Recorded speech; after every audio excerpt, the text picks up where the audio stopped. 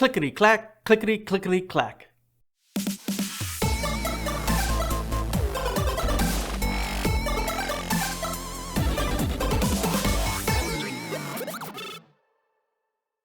YouTubers, what is up? It's your boy Will Rodriguez, and it's been a long time, guys, since I left you with a dope beat to step two. Oh, man, it's been a while. I'm so glad I can be here in front of the camera talking to you all. Today's video is gonna be about a mechanical keyboard, a budget mechanical keyboard. Now, I know there's a big craze out there for the old 60%, 65% keyboards, even the TKL, the 10 keyless keyboards. But, you know, what about those guys who wanna have a full 100% keyboard for, let's say, the work environment? And you don't want to get yourself a Razer or Corsair. You want to get something budget, something that you can just bring to the office and just clickety clack when you want, you know? So I was searching the old Amazon machine and did some looking around and I found this keyboard from Rottay. I think that's how you pronounce it. It's a mechanical keyboard that comes with RGB Brown switches. Now I'm used to the MX Cherry Browns, and I'll get into the switch later on in the video, but it's a mechanical RGB keyboard and we're gonna talk about it. So first, let's talk about the IOs. There's absolutely none. So if we look at the keyboard, it's just an aluminum keyboard with like a plastic coating around it. If you look at the back, it's just this clear plastic housed inside a metal frame, maybe. I don't know. It's just a weird looking. I don't know if it's weird looking. It's just different. The cable is not detachable, which is unfortunate if you want to customize that. The keyboard itself feels pretty sturdy. There's very minimal flexing involved with this. I really like the feel and build of the build quality of this keyboard, being that the price point is so low. So as far as ergonomics, you do have legs in the bottom that you can flip up. That way you can raise the keyboard if you want to use that for typing, if it's easier for you all. I like that feature. I don't like keyboards that just have rubber feet in the bottom and nothing to raise it up. Having that option is always good. The RGB on this keyboard is probably the best part. This thing looks beautiful. The way you set it up is on board. There is no software. You use the function key and then you press the insert or delete to change things around. You could also change the brightness. They give you a card that gives you a kind of a guide on how to use the function key to set the RGB lighting. The keycaps. Now, the keycaps. I am not a huge fan of the keycaps. These keycaps are weird as hell. They're ABS.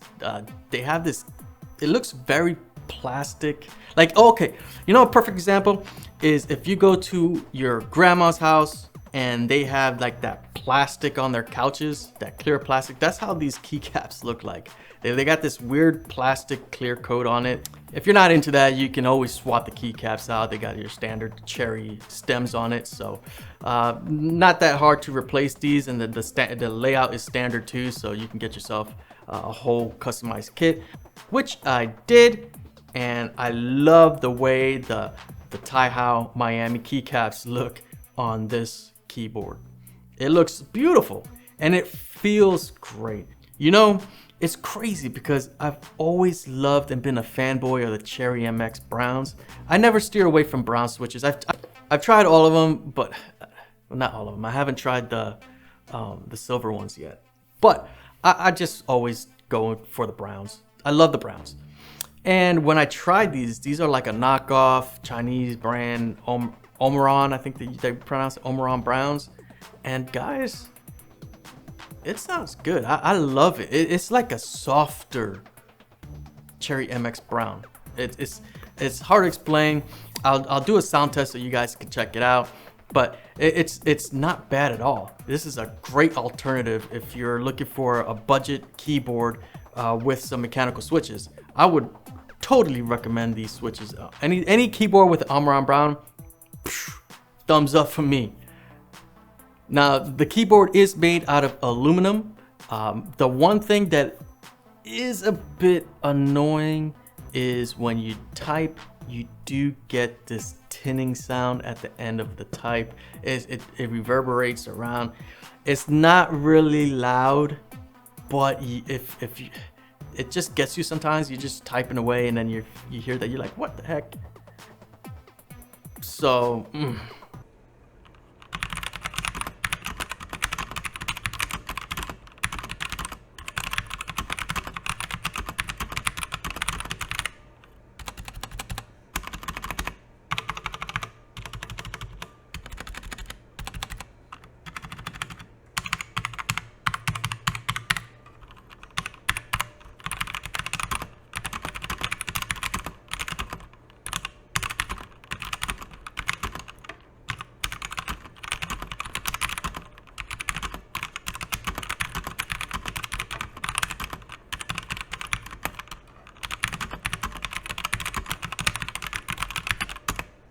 now, would I recommend this to the hardcore gamer or the hardcore keyboard enthusiast?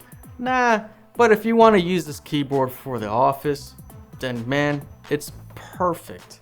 So for $49.95, would I recommend this? Hails to the yeah. Why?